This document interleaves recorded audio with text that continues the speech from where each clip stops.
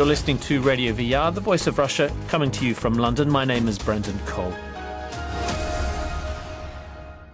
Islamists fighting under the banner of the Islamic State of Iraq and the Levant, or ISIS, say they have fully captured the country's main oil refinery at Baiji, north of Baghdad. This comes as the US Secretary of State John Kerry met with Kurdish leaders in the northern Iraqi city of Erbil after he visited Baghdad and pledged American support for Iraq's security forces.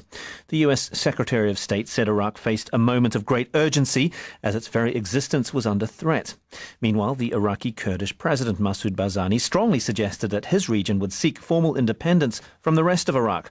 ISIS have overrun a swathe of territory in the north and the west, including the second biggest city of Mosul. What kind of threat do they pose to the region and the west? Well, to discuss this and the issues surrounding it, I'm pleased to be joined in the studio by Felicity Arbuthnot, a writer and broadcaster specialising in Iraq and co-author of the book Baghdad. Also here in the studio is Jabbar Hassan, director of the Iraqi Association in London, and Sir William Patey, advisor to control risks and a former British ambassador to Iraq. On the line we have Hussan Al-Alaq, who's a British-based journalist and chairman of the Iraq Solidarity Campaign UK, and also on the line Zaid Al-Ali, author of the recently published book The Struggle for Iraq's Future. A warm welcome to you all. Jabbar, I'd like to get your view first of all with these talks with Kurdish leaders. Will the Kurdish president be using these as a means to gain independence? It looks like it now. They are looking at this as an opportunity to claim independence, which they were aspiring to achieve for the last 60, 70 years now. I think it's again another card they can play with in the coming negotiation with whoever will take over Baghdad. So Masoud Barzani's idea or his goal will simply be to carve out a homeland rather than trying to end the violence? Well, I wouldn't say so, but they've been preserving their area for the last 20 years, and since their breakaway from central government during Saddam era and after his removal. So far, they've done well in rebuilding the three provinces, the KRG, and they don't want to risk that into getting into violence and clashes with ISIS. So, William, would the United States be right to court the Kurdish fighting force of the Peshmerga, because they clearly play a significant role, don't they? Well, they obviously want to ensure that the Kurds don't break away. I think the American policy in Iraq has been tried to hold Iraq together, and certainly they've been supporting Maliki in not pushing the Kurds away. But the reality is that the Kurds will want to defend their area. They'll want to maintain security in their area.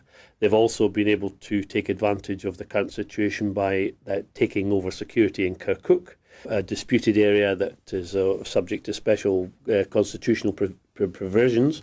It's hard to see how that would be recovered. So the Kurds were already, prior to this gains by ISIS, they were already thinking that if Maliki didn't change his policy towards the Kurdish region, towards their ability to produce oil, that would be a make or break point for them. So this has just accentuated a trend that was already there. But do you think that their desire for autonomy is compatible with combating ISIS? Well, they did offer to provide military assistance and help to the government, to Maliki's government, but obviously that would come at a price, and I think Maliki was unprepared to pay that price. I mean, the only way that ISIS is going to be pushed back is by the Iraqi government and the Iraqi army with international help, and it can't be done militarily alone. Militarily, I think the challenge is for a Maliki government or whoever, if Maliki is replaced by someone else, to reach out to Sunnis in Iraq. Part of the problem, ISIS would not have been able to make the gains it had if they'd not got a wider sympathy amongst disaffected Sunnis who feel alienated. And that's right across the region, isn't it, Felicity? It's not just in Iraq itself. It's there are sponsors of ISIS, perhaps in Saudi Arabia and Qatar. There are, but I think what is being missed here is it's not alone ISIS. I do think there is a huge, very organised uprising which is being missed, or maybe the Americans have not missed it, but they're not saying it. The more secular elements of the former regime, former Baathists, whatever, pan-Arab nationalists, and I think that this has probably been, and this is not just my opinion, a lot of people who are very, very close to what's going on are saying the same thing, that this has been planned for probably a good 2 years. And you look at the speed at which they're now entirely in charge. It's very organised in Baiji, as you say. The speed at which they've taken not only two of the Syrian border posts, but also Rutba, which is the one road in and out, point in and out to Jordan, and the great swathes of land that they have, the towns and areas that they have taken. It's much more organised than this sort of hodgepodge, which is ISIS. And also, one should remember that ISIS is being called terrorists in Iraq. There's a lot of funding going to them from Britain and America or via proxies in Syria. Now, I do think there's a crossover in ISIS. I think there's a lot mixed up and, a lot of crossing over, if you will, of people, and there will be things that will change and fragment. Saeed, just on the point of who ISIS are, I mean, interesting that inventory that they produced from 2013 of car bombings, it broke down their actions into very fine detail. It does actually suggest it's more of a military group than a terrorist one, doesn't it? Well, I'm not really sure what the distinction is from my perspective, or from the perspective of civilians who are living under their control. I don't know how to define a terrorist group, but presumably it involves a group that terrorizes civilians, and that's certainly the people who live under their rule are, for the most part, terrorized. Just on the issue of foreign funding and so on and so forth, I don't have any personal knowledge of how ISIS is funded, and I haven't really looked into this, but I am aware that many people for a long time have been saying that ISIS is funded in large part by people or states in the Gulf. But there's a very interesting report that was just recently published by McClatchy, which I would direct your listeners to, which looks into a lot of details and documents that were seized from ISIS. And it actually reveals that, or at least indicates that ISIS may actually receive most of its funding from kidnappings and extortions that have been taking place over a period of years, as far back as 2007. That apparently very little money, if any, comes from foreign funding. The other issue, just very briefly, that I would like to mention is about whether or not Baathists or former army officers are involved in the military operation that's been taking place over the past 2 weeks by ISIS. There's a lot of people have been talking about this and saying that ISIS on its own wouldn't be capable of doing this, and it's possible that other elements may be involved.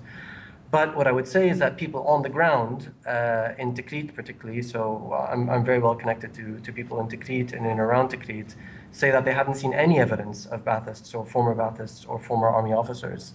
That in fact what they see is that the people who are in control of their area now and have been in control for the past 2 weeks seem to be exclusively from ISIS, that ISIS flags are flying everywhere, the individuals that they're seeing are heavily Islamist in their rhetoric and their manner of behaving, and that there is absolutely no evidence of former Baathists or former army officers or anything of the sort, and that ISIS seems to be firmly in control.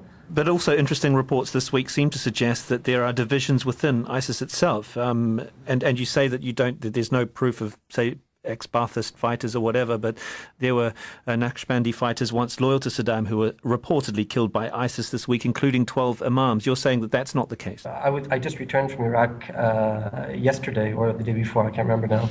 And I spent a lot of time speaking to people from Tikrit and around there. And there certainly is lots of reports from people on the ground of fighting between ISIS and other areas and groups. It's not as it's being reported internationally. So internationally what we're hearing is that there's disagreements now between ISIS and the Naqshbandi, or ISIS and former Baathists and so on and so forth. Former Baathists have not emerged in the areas around Tikrit or between Tikrit and Kirkuk. They may be somewhere in Mosul, stuck somewhere there. However, there has been fighting between ISIS and certain tribes, because ISIS has been demanding that certain tribes hand over police officers, or now former police officers, that may exist within their ranks. And the tribes have been refusing. So ISIS has taken the fight to them. And it's been very, very violent. And apparently yesterday, some of the tribes may have surrendered to ISIS in the area around Tikrit. But so there's a lot of wishful thinking that perhaps this isn't a totally Islamist movement. Some of it may be true, but at this stage I don't think anyone knows for sure that how this military operation was organized. It seems to be the case so far that ISIS is firmly in the lead and firmly in control. So, William, but won't their focus be capturing a city like Kabul, for instance, and that could really cause a huge conflagration? It would be amazing if they had the capacity to take a city like Kabul or Baghdad or Najaf. I mean, I think the mobilisation we've seen amongst the Shia militia, which is a genie that won't easily be put back in the bottle, is about the defence of predominantly Sunni areas. So, I mean, we've seen a failure of leadership on the Iraqi military front. I mean, a function of actually Maliki dismantling the command structure that was built up. I mean, there's been a lot of talk about the billions spent on the Iraqi army, and yet it failed. But wasn't that at the behest of the West? Maliki took control of those. He was the Minister of Defence. He was the Minister of Interior. The command structure was destroyed. The people were starting.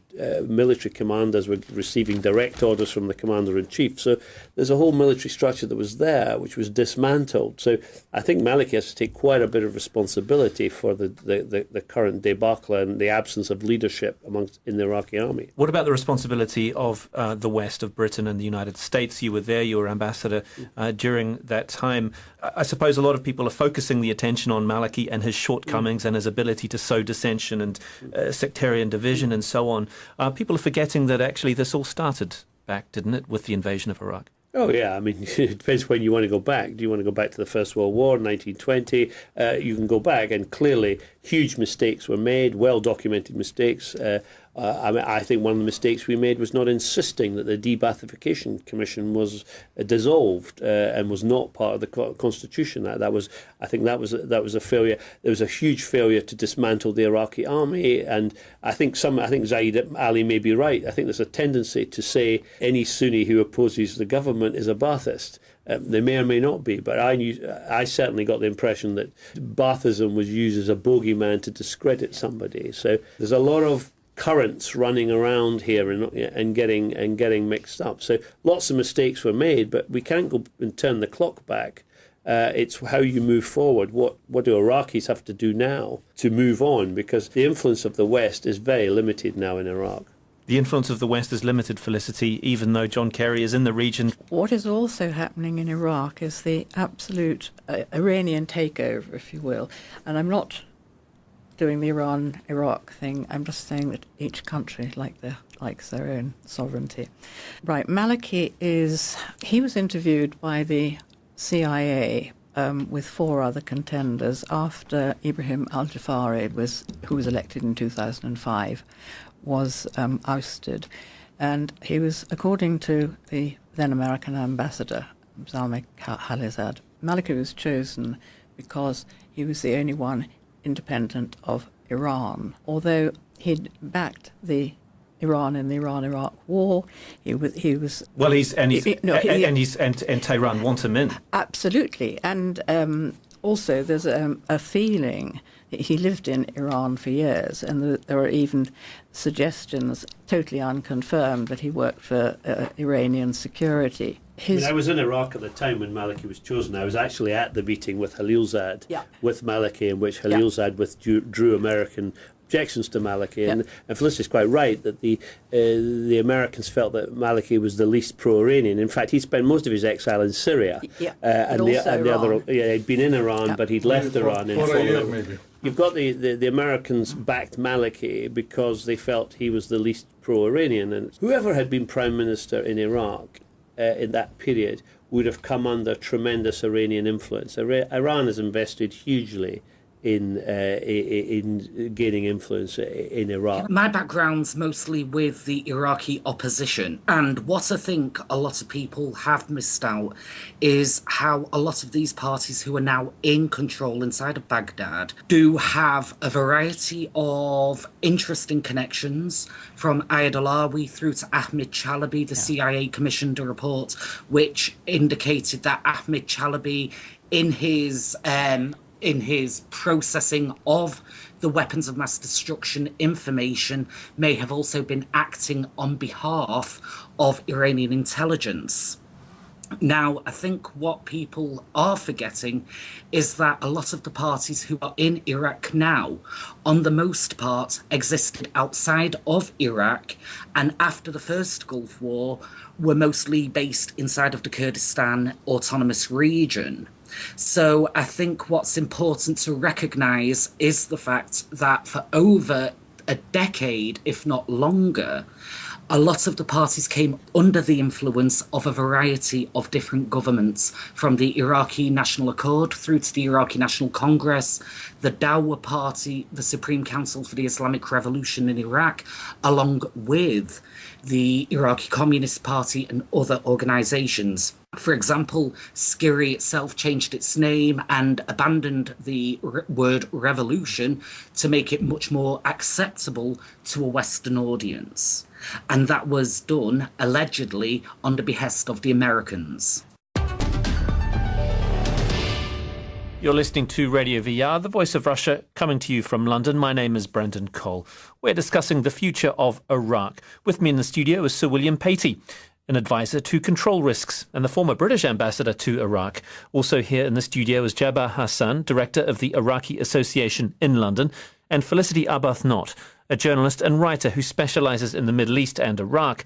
On the line, we have Hussein Al-Allaq, who is a British-based journalist and chairman of the Iraq Solidarity Campaign UK, and Zaid Al-Ali, author of the recently published book, The Struggle for Iraq's Future.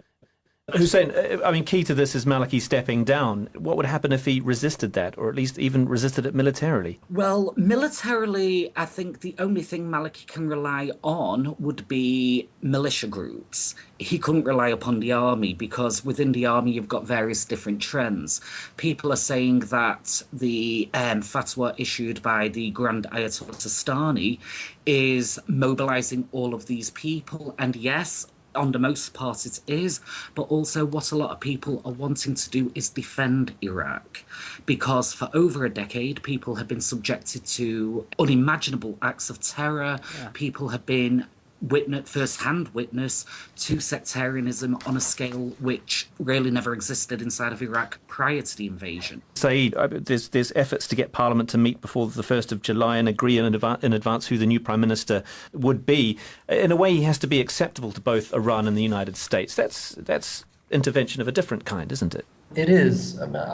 Just from the point of the Constitution doesn't actually require for the Prime Minister to be chosen within this specific time frame. What needs to happen first and foremost at that first parliamentary meeting is that a Speaker of Parliament needs to be selected, and then after that a President is elected, and then finally the President has a certain period of time to nominate a Prime Minister. So, depending on how things go, there's still some leeway as to when the Prime Minister is to be chosen. But in terms of Maliki and his position vis-a-vis Iran, I don't think that was really ever the main problem with Maliki. Maliki may well have been interviewed by the CIA back in 2006, I don't know.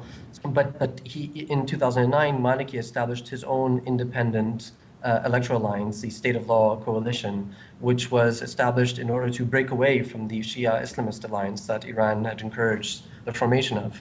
And Iran was not in favor of Maliki running on his own in the 2009 provincial elections, nor was Iran in favor of Maliki running on his own in the 2010 parliamentary elections. They wanted a unified Shia list, and he did that in opposition to Iranian interests. So, he's certainly proven himself capable of being independent from Iran. That really hasn't been his problem. His main problem has been the incredible amount of corruption that he's tolerated within his government, and the incredible amount of incompetence. The failure of the Iraqi army to hold territory from Mosul all the way down to Tikrit, and the failure of the Iraqi army to react fast enough in order to defend Tikrit after Mosul had fallen, because Tikrit was only taken 24 hours after Mosul had fallen, and the Iraqi military had a significant amount of time to react, but did not do so. Those failures are really down to al-Maliki and his incredibly ineffective control over the security forces. At this stage, it's going to be much more important, rather than to find someone who's more independent of Iran, because that really wasn't really Maliki's problem. At this stage, it's going to be much more important to find someone who will have a more coherent strategy for controlling incompetence and corruption. And Jabbar, strange bedfellows, though, seeing Iran and the head of the feared Al-Quds militia, Soleimani, described by some US senators as pure evil, as being seen as part of the solution. Maybe today is part of the solution, because the influence of Iran on the Shia political parties is so great, and they form a majority as part of the population. It's a reality they cannot escape from. They have to involve Iran. But going back to Maliki and the formation of power in Iraq, it was part of power struggle within the Shia house itself, and there was no question of breaking away from Iran influence or not. They were all under Iran's influence. Yeah. It goes back for years. It's not a matter of 10 years or 20 years. It's to do with the sect, the school of teaching, Islamic school of teaching, and so on. Today, America and the West and whoever wants for Iraq to stay as a one state and safe from these terrorists, ISIS and their allies, the Ba'athis and the ex-Saddam's officers, they have to work together with Iran. Iran has still got the upper hand in this matter. And so, William, won't Iran simply try to consolidate its influence? But what about long term? I mean, what kind of role will they play, especially given that the supreme leader has accused Washington of seeking an Iraq under its hegemony and ruled by its stooges? Iran will want to maintain its influence. Oh, certainly Iran will want to maintain its influence. So can they be trusted?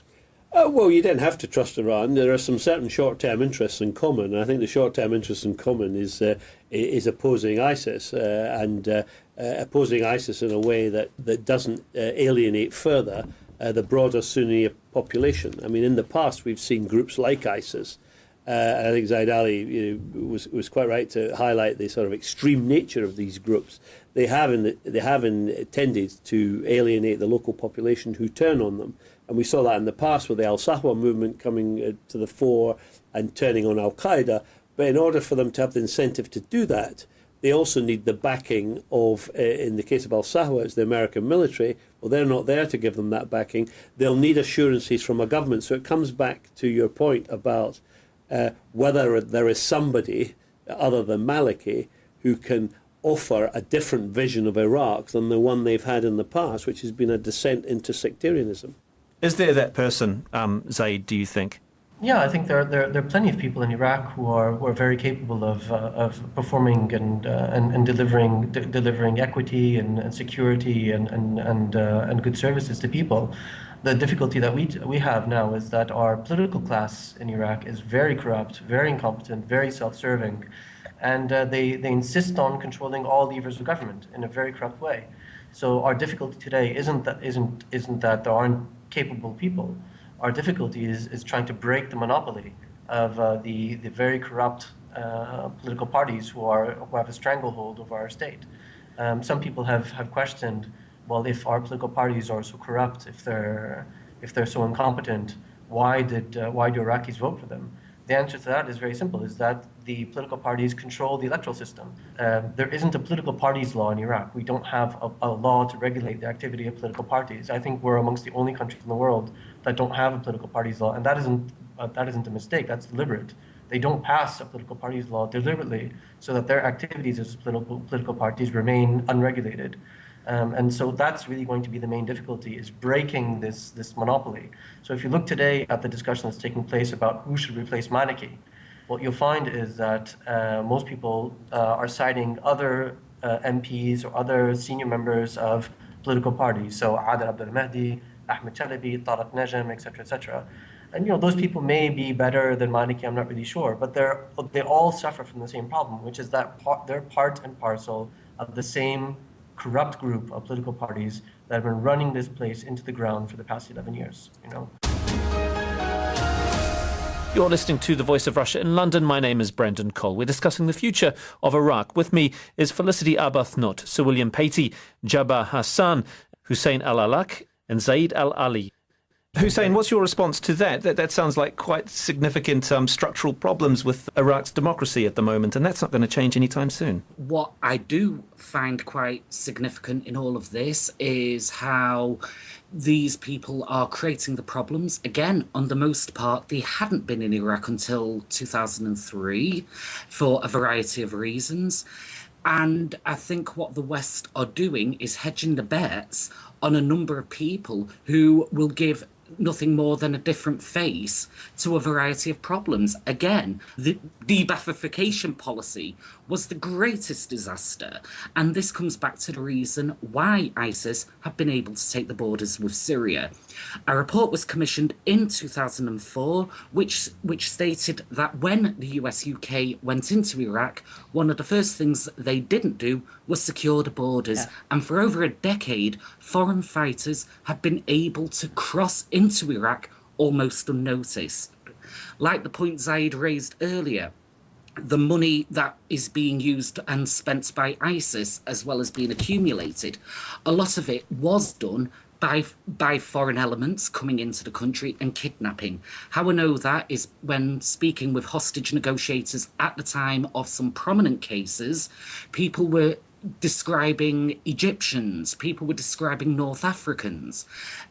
You've got this situation with foreign fighters now, where a lot of these people have been going in and out of Iraq for over a decade. And now what you've got is a situation which has come to a head as a result of a regime inside of Baghdad which is completely incompetent, which has allowed corruption, which has allowed completely unregulated policies when it comes to things such as the elections. And so until I think the whole situation changes in the sense that people feel that they are getting a government which is representative of a country rather than a particular narrow-minded agenda, the whole situation inside of Iraq cannot change. Up to now, I've been speaking with people who feel that they have been excluded from Iraqi politics for a number of years. And these are people who have been born and raised there. I've been speaking with people from a variety of different backgrounds who they themselves say, if they're in a particular area, they're being intimidated by militia. Now, this is not political. And I remember being at one of the first ever meetings to discuss the Iraqi election process. And one person actually recommended that the head of a family should be allowed to vote for all of their families. Now, until a clear perspective is in place politically, Iraq cannot move forward because, to describe it in one way, Iraq is politically constipated. Jabbar, so the immediate concern, aside from governmental and political, is, I mean, what can the US do? Won't they try to keep influence? They'll need to launch some kind of covert action with Kurds, with Syrian groups, with rebel groups. We are in a situation that all these comments are very right, and they are I agree with all, but they are secondary. There should be an action be taken to halt the advances of ISIS and save the country from dismantling. Today we have politicians, I agree with that, but the system, let us talk about it, is corrupt, incompetent, and led by a sectarian figure, which is al-Maliki today. He has to be replaced by those who are available. We have to be practical and realistic. We have a number of people who are willing to talk to the alienated and marginalized Arab tribes who allowed for ISIS and created an environment to allow for ISIS to come in and advance the way it advances. What we need now is to hold this, and America can play a role before any military action, is to bring together those especially who are residing in Kurdistan. There are some Sunni influential tribesmen and religious people who are in Kurdistan today. They are willing to sit with the rest of Iraqis on a condition that Maliki should step down. I mean, the Sykes-Picot agreement could be torn up. Could we see a fractured Iraq involving an independent Kurdistan, a Shia-dominated southern Iraq, a kind of pan-Syrian Iraqi Sunni heartland? Those are the stakes, aren't they? Well, the post-war deal, the Sykes-Picot arrangements, is looking pretty fragile, and I think it is possible that Iraq could break up and that Syria won't be a unitary state. It's certainly possible, but I don't think it's inevitable, and it depends on what we do from here on in, but it's certainly looking fragile. Many thanks for joining us. That's Sir William Patey, a former UK ambassador to Iraq and advisor to control risks. Also here in the studio, Felicity Arbuthnot, who's written extensively about Iraq and the Middle East. Jabbar Hassan, director of the Iraqi Association in London. Hussan Al-Alak, chairman of the Iraq Solidarity Campaign UK. And Zaid Al-Ali, author of the recently published book, The Struggle for Iraq's Future. Many thanks for joining me, Brendan Cole, on The Voice of Russia in London.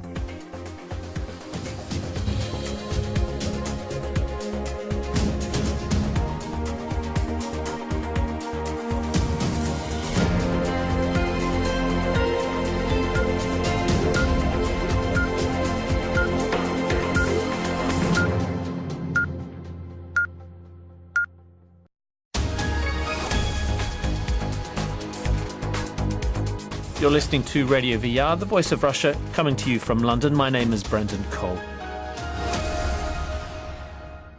Islamists fighting under the banner of the Islamic State of Iraq and the Levant, or ISIS, say they have fully captured the country's main oil refinery at Baiji, north of Baghdad. This comes as the US Secretary of State John Kerry met with Kurdish leaders in the northern Iraqi city of Erbil after he visited Baghdad and pledged American support for Iraq's security forces. The US Secretary of State said Iraq faced a moment of great urgency as its very existence was under threat. Meanwhile, the Iraqi Kurdish President Masoud Barzani strongly suggested that his region would seek formal independence from the rest of Iraq. ISIS have overrun a swathe of territory in the north and the west, including the second biggest city of Mosul. What kind of threat do they pose to the region and the west? Well, to discuss this and the issues surrounding it, I'm pleased to be joined in the studio by Felicity Arbuthnot, a writer and broadcaster specialising in Iraq and co-authored the book Baghdad. Also here in the studio is Jabbar Hassan, director of the Iraqi Association in London, and Sir William Patey, advisor to control risks and a former British ambassador to Iraq. On the line we have Hussan Al-Alaq, who's a British-based journalist and chairman of the Iraq Solidarity Campaign UK, and also on the line Zaid Al-Ali, author of the recently published book The Struggle for Iraq's Future. A warm welcome to you all. Jabbar, I'd like to get your view first of all with these talks with Kurdish leaders. Will the Kurdish president be using these as a means to gain independence? It looks like it now. They are looking at this as an opportunity to claim independence, which they were aspiring to achieve for the last 60, 70 years now. I think it's again another card they can play with in the coming negotiation with whoever will take over Baghdad. So Masoud Barzani's idea... International help, and it can't be done militarily alone. Militarily, I think the challenge is for a Maliki government or whoever, if Maliki is replaced by someone else, to reach out to Sunnis in Iraq. Part of the problem, ISIS would not have been able to make the gains it had if they'd not got a wider sympathy amongst disaffected Sunnis who feel alienated. And that's right across the region, isn't it, Felicity? It's not just in Iraq itself. It's there are sponsors of ISIS, perhaps in Saudi Arabia and Qatar. There are, but I think what is being missed here is it's not alone ISIS. I do think there is a huge, very organised uprising which is being missed, or maybe the Americans have not missed it, but they're not saying it. The more secular elements of the former regime, former Baathists, whatever, pan-Arab nationalists, and I think that this is... Here, or his goal will simply be to carve out a homeland rather than trying to end the violence. Well, I wouldn't say so, but they've been preserving their area for the last 20 years, and since their breakaway from central government during Saddam era and after his removal. So far they've done well in rebuilding the three provinces, the KRG, and they don't want to risk that into getting into violence and clashes with ISIS. So, Sir William, would the United States be right to court the Kurdish fighting force of the Peshmerga, because they clearly play a significant role, don't they?